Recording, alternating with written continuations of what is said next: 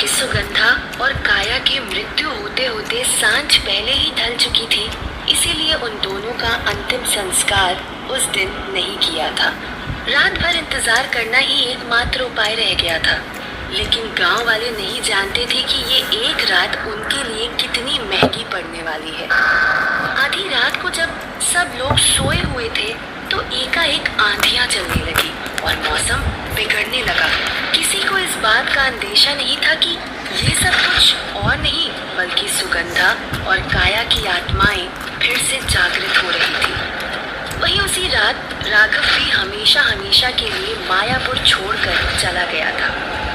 सुगंधा की नजरों में राघव तो इन दोनों का दोषी था ही, साथ ही साथ वो लोग भी दोषी थे जिन्होंने सुगंधा की मदद करने के लिए मना कर दिया था।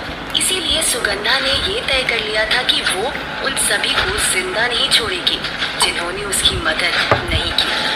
अगले दिन सुगंधा और काया का अंतिम संस्कार जरूर हुआ, लेकिन उन दोनों की आत्माओं को मुक्ति नहीं मिली। चूंकि राघव एक रात पहले ही मायापुर छोड़कर जा चुका था, इसीलिए सुगंधा और काया ने सबसे पहले गांव वालों का शिकार करने का ही सोचा और उसी दिन से मायापुर में मौत का तांडव शुरू हो गया। एक एक करके मायापुर में रहस्यमयी तरीके से मौतें होना शुरू हो गई। शुरुआत में तो चंद्रकला भी इन मौतों की तह तक नहीं पहुंच पा रही थी, लेकिन आखिरकार चंद्रकला को पता चल चुका था कि इन सब मौतों के पीछे कोई और नहीं बल्कि सुगंधा और काया ही है। इसीलिए चंद्रकला ने टीले वाले बाबा को मायापुर में बुला लिया। टीले वाले बाबा और चंद्रकला ने ये तय कर लिया था कि उन दोनों को कैद करने के अलावा अब कोई रास्ता नहीं रह गया है। उसी दिन से दोनों इसी काम में लग गए। सुगंधा और काया के पीछे सिर्फ चंद्रकला और टीले वाले बाबा ही नहीं थे, बल्कि अंगुना भी उसका शिकार करके उसको सबक सिखाना चाहती थी, क्योंकि सुगंधा मायापुर के लोगों का शिकार कर रही थी और मायापुर में हमेशा अंगुना का वर्चस्व रहा था।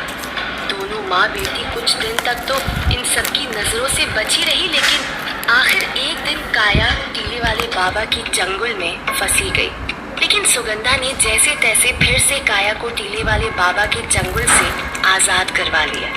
लेकिन टीले वाले बाबा काया का पीछा छोड़ने वाले नहीं थे। अपने यज्ञ अनुष्ठान से उठकर उन्होंने काया का पीछा करना शुरू कर दिया। काया आगे आगे और टीले वाले बाबा पीछे पीछे। देखते ही देखते काया हवेली की तरफ बढ़ गई तो उसे वहां मालती का कमरा खुला हुआ दिखाई दिया। काया मालती के कमरे में जाकर मालती के कमरे में मौजूद आईने में प्रवेश कर गई ताकि टीले वाले बाबा उसे देख ना सके।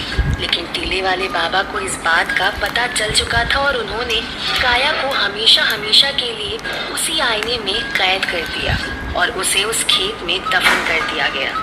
सुगंधा को जब इस बात का पता चला तो वो बौखला गई। टीले वाले बाबा और चंद्रकला तो यही चाहते थे कि सुगंधा बौखलाहट में कुछ ऐसा करे कि वो उसे भी कैद कर सके, और वही हुआ। बौखलाहट में सुगंधा टीले वाले बाबा और चंद्रकला की नजरों के सामने आ गई। टीले वाले बाबा ने इस मौके को नहीं गंवाया और सुगंधा को भी एक बोतल में कैद कर अपने साथ ले गए। मायापुर में एक बार फिर से शांति का माहौल पसर गया। जब मायापुर में मौत का तांडव शुरू हुआ, पंकज भी उसी रात को गांव छोड़कर कहीं दूर भाग गया था और राघव तो पहले से ही वहां से जा चुका था। तो इससे पहले कि सुगंधा और काया उन दोनों को ढूंढकर उन्हें मौत के घाट उतार पाते, टीले वाले बाबा ने उन दोनों को ही कैद कर लिया। लेकिन इतने सालों के बाद सुगंधा और काया अपना बदला पूरा करने को बेताब थे और इस वक्त तो राघव और पंकज भी गांव में ही मौजूद थे, तो उन दोनों का काम और ज्यादा आसान हो गया था। पंकज अपने इन सब ख्यालों से बाहर आया तो उसे अपनी मौत खड़ी हुई दिखाई दे रही थी। पंकज समझ गया कि अब उसे कोई नहीं बचा पाएगा, लेकिन फिर भी पंकज अपनी जान बचाने के लिए वहां से भागकर गांव पहुंचना चाहता था ताकि कोई ना कोई उसकी जान बचा ले। यही सोचकर पंकज वहां से भागने लगा, लेकिन वो ये नहीं जानता था कि काया उसके साथ साथ ही चल रही थी।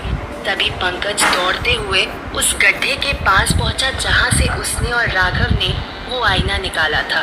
तो जैसे ही पंकज उस गड्ढे के पास से गुजरा, काया ने उसे जोर से धक्का दिया और पंकज हवा में उड़ता हुआ उसी गड्ढे में जा गिरा। ये देख पंकज और ज्यादा डर गया।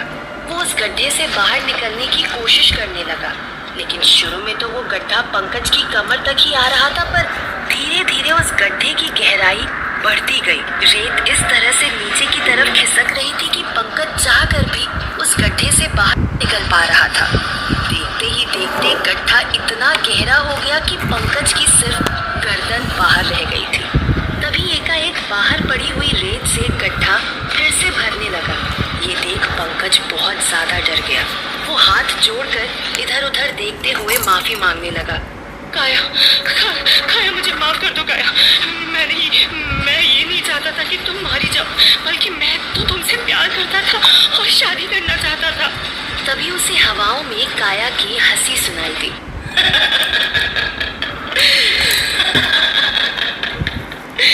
वाह पंकज वाह, जिससे तुम शादी करना चाहते थे उसी का अपनी नजरों के सामने बलात्कार होते हुए देखकर हंस रहे थे।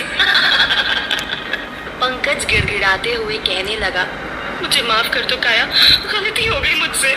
लेकिन काया तो बस हंसे जा रही थी। देखते ही देखते गड्ढा फिर से भर चुका था, तो मिट्टी अब पंकज के गले तक पहुंच चुकी थी।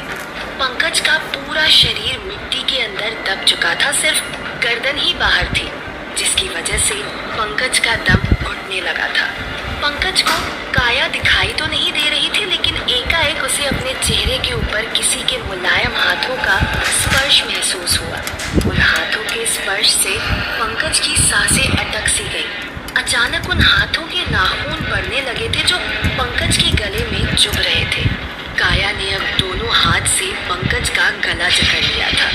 पंकज ने एक आखिरी बार अपनी बात कहने की कोशिश की। काया मुझे। पंकज ने इतना कहा ही था कि काया ने एक ही झटके में पंकज की धड़ को सर से अलग कर दिया। पंकज के शरीर से खून की एक बौछार निकली। वहीं काया पंकज की गर्दन को अपने हाथ में लेकर उससे निकलने वाले खून को जोर जोर से हंसते हुए पी रही थी। अगली सुबह जब मजदूर वहां पहुंचे तो पंकज की ये हालत देखकर सभी लोग बहुत ज्यादा भयभीत हो गए। ठेकेदार दौड़ता हुआ गया और राघव को पूरी बात बता दी। राघव ये सुनते ही समझ गया कि जरूर पंकज को काया और सुगंधा ने ही मारा होगा। कुछ ही देर में ये बात पूरे गांव में आग की तरह फैल गई। अब तो सभी को पता चल चुका था कि सुगंधा और काया फिर से मायापुर में लौट आई हैं और गांव में एक दहशत का माहौल पैदा हो गया है। वहीं काया जब अपना शिकार पूरा करके सुगंधा के पास पहुंची तो सुगंधा भी इस बात से काफी ज्यादा खुश थी। लेकिन सुगंधा ने ध्यान दिया कि काया की रूह में आज उसे एक अलग ही तेज महसूस हो रहा था। पहले तो सुगंधा को ये लगा कि शायद पंकज का शिकार करने की वजह से उसे कुछ शक्तियां अर्जित हुई होगी। लेकिन सुगंधा ने जब काया को ध्यान से देखा तो काया में एक काले साए की झलक उसे दिखाई दे रही थी। सुगंधा ये देखकर थोड़ा अचंभित रह गई थी कि आखिर ऐसा कैसे हो सकता है। पंकज का शिकार करने से काया की रूह में इतना अंतर कैसे आ सकता है। इस बात की तह तक पहुंचने के लिए सुगंधा पंकज के घर पहुंच गई, जहां पर मातम का माहौल छाया हुआ था। यहाँ तक कि पंकज का अंतिम संस्कार करने के लिए वहाँ पर चंद्रकला भी मौजूद थी। सुगंधा चंद्रकला से नजरें बचाते हुए घर के अंदर पहुँच गई और पंकज की कुंडली निकाल कर देखने लगी। पंकज की कुंडली से सुगंधा को पता चला कि पंकज भी संख्या संयोग शक्ति की संख्याओं से निगुड़ था। ये देखकर सुगंधा की खुशी का ठिकाना नहीं रहा। वो फिर से सीधे काया के पास पहुंच गई। काया के पास पहुंचते ही उसने काया से कहा, वाह काया वाह, ये तो कमाल कर दिया। लेकिन काया को सुगंधा की बात समझ नहीं आई। उसने अपने माँ से पूछा, क्या माँ, मैं कुछ समझी नहीं। जवाब देते हुए सुगंधा ने कहा, बेटा, जिस पंकज का तुमने शिकार किया है वो संख्या संयोग शक्ति की संख्याओं से निगुड़ था। लेकिन काया अभी भी कुछ नहीं समझी। सुगंधा ने काया को अच्छे से समझाते हुए कहा, बेटा, संख्या संयोग शक्ति एक काली शक्तियों की विद्या है। अगर ऐसे किसी इंसान का शिकार किया जाए जो संख्या संयोग शक्ति से निपुण हो तो उससे काली शक्तियाँ कई गुना बढ़ जाती है। इस पर काया ने सुगंधा से कहा, लेकिन माँ, हम तो काली शक्तियाँ नहीं है ना, फिर आप इस बात से इतना ज्यादा क्यों खुश हो रही हो? इस पर सुगंधा ने कहा, बेटा, इससे हमें ये फायदा होगा कि पंकज का शिकार करने के बाद तुम्हारे पास भी कुछ काली शक्तियाँ आ चुकी हैं और मैंने पहले ही आरव का शिकार किया हुआ है, तो मेरे अंदर भी पहले से ही काली शक्तियाँ हैं। और जिनके अंदर भी काली शक्तियाँ हैं, अंगुना उन्हें अपनी शक्तियों से भस्म भी नहीं कर सकती, वरना उसकी खुद की सारी शक्तियाँ चली जाएंगी। अब हमें अंगुना से भी डरने की कोई जरूरत नहीं है। अंगुना अब हमें कभी भी कोई नुकसान नहीं पहुंचा सकती। ये बात सुनकर काया की खुशी का भी ठिकाना नहीं रहा था। अपनी बात को जारी रखते हुए सुगंधा ने कहा, और तो और काया, आत्मा और काली शक्तियों के मिश्रण से अब उस चंद्रकला और टीले वाले बाबा के लिए भी हमें खत्म करना या कैद करना आसान नहीं होगा। सुगंधा उत्साहित होकर ये सब कह तो रही थी, लेकिन वो ये नहीं जानती थी कि कटीली ये सब बातें सुन रही थी। अंगुना ने ही कटीली को सुगंधा के ऊपर नजर रखने के लिए कहा था। सुगंधा की सारी बातें सुनने के बाद कटीली भी गुस्से में झल्ला गई। उसने मन ही मन कहा, इस सुगंधा से ये उम्मीद नहीं थी, ये तो अंगुना के साथ ही खेल खेल रही है। अच्छा होता अगर जिस दिन इस सुगंधा को पहली बार देखा था उसी दिन भस्म कर देती, लेकिन अब मुझे ये बात जल्द से जल्द अंगुना को बतानी होगी। ये सोचते हुए कटीली आगे की बातें सुने बगैर ही वहां से अंगुना की दुनिया में जाने के लिए निकल गई। काया ने अपनी मन की शंका को जाहिर करते हुए कहा, माँ, लेकिन एक बात समझ नहीं आई, हमें तो अपना बदला पूरा करके इन आत्माओं के जंजाल से मुक्त होना है ना, फिर हमें क्यों ये सब शक्तियाँ चाहिए? जवाब में सुगंधा ने कहा, हाँ बेटा, मुक्त तो हमें होना ही है, लेकिन अपना बदला पूरा करने के लिए हमें ये शक्तियाँ काम आएंगी। और वैसे भी अंगुना ने हमारी बहुत मदद की है, तो मुझे भी अंगुना से दुश्मनी नहीं लेनी है, बल्कि जैसे ही अपना बदला पूरा होगा हम दोनों अपनी सारी शक्तियाँ अंगुना को दे देंगे, ताकि अंगुना के 3 शिकार की शक्तियाँ उसे मिल जाए और वो भी अपनी बेटियों को मुक्त करवा सके। लेकिन ये बातें कटीली ने नहीं सुनी और आधी अधूरी खबर लेकर वो अंगुना की दुनिया की तरफ बढ़ रही थी।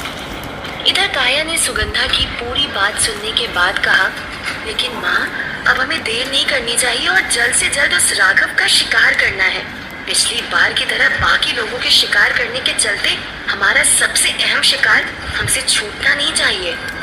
सुगंधा ने भी काया की बात में हामी भरी और दोनों इस बारे में सोचने लगी कि आखिर किस तरह से राघव का शिकार किया जाए। वहीं दूसरी तरफ चंद्रकला और टीले वाले बाबा इसके विपरीत ही कुछ और सोच रहे थे। वो अभी तक ये नहीं समझ पा रहे थे कि आखिर काया और सुगंधा ने पंकज का शिकार क्यों किया, क्योंकि ये बात चंद्रकला भी नहीं जानती थी कि इन सब के पीछे पंकज का भी हाथ था। चंद्रकला ने अपने मन के डर को सामने रखते हुए टीले वाले बाबा से कहा, बाबा, समझ नहीं आ रहा है कि इन दोनों माँ बेटी ने पंकज का शिकार क्यों किया। इस पर टीले वाले बाबा ने कुछ सोचते हुए कहा, चंद्रकला, कहीं ऐसा तो नहीं कि सुगंधा और काया पिछली बार की तरह राघव से अपना बदला पूरा करने से पहले गांव वालों से अपना बदला पूरा करना चाहती हो? ख्याल ने चंद्रकला को भी काफी ज्यादा भयभीत कर दिया। उसने टीले वाले बाबा से कहा, नहीं बाबा, अगर ऐसा हो गया तो अनर्थ हो जाएगा। पूरे गांव वालों पर नजर रखना असंभव है बाबा। हम पूरे गांव में किस किस पर नजर रखेंगे? इस पर टीले वाले बाबा ने कहा, लेकिन नजर तो रखनी पड़ेगी चंद्रकला। राघव तो मैंने फिर भी रुद्राक्ष दिया हुआ है। गांव वालों के पास तो कोई रुद्राक्ष नहीं है जो उनकी रक्षा कर सके। कुछ सोचते हुए चंद्रकला ने कहा, हाँ बाबा, फिर तो हमें जहाँ सुगंधा का घर हुआ करता था वहीं पर आसपास नजर रखनी होगी, क्योंकि सुगंधा ने उसी के आसपास के लोगों से मदद मांगी थी। इधर चंद्रकला और टीले वाले बाबा गांव वालों की रक्षा करने के बारे में सोच रहे थे, वहीं सुगंधा और काया का ऐसा कोई इरादा नहीं था। साथ ही साथ जो रुद्राक्ष टीले वाले बाबा ने राघव को दिया था, वो रुद्राक्ष बाबा ने साधारण आत्माओं से रक्षा के लिए दिया था। लेकिन अब तो सुगंधा और काया दोनों के पास साधारण आत्माओं की शक्तियों के साथ साथ काली शक्तियां भी आ चुकी थी, इसीलिए वो धागा भी इतना कारगर साबित नहीं होने वाला था। क्या चंद्रकला और टीले वाले बाबा सब गांव वालों पर नजर रखने के चलते राघव की जान को हल्के में ले रहे हैं? और क्या काया राघव का शिकार करने में कामयाब हो जाएगी? और आखिर क्या करेगी अंगुना जब उसे सुगंधा की आधी सच्चाई पता चलेगी? क्या काया और सुगंधा राघव का शिकार करने में कामयाब हो पाएंगी?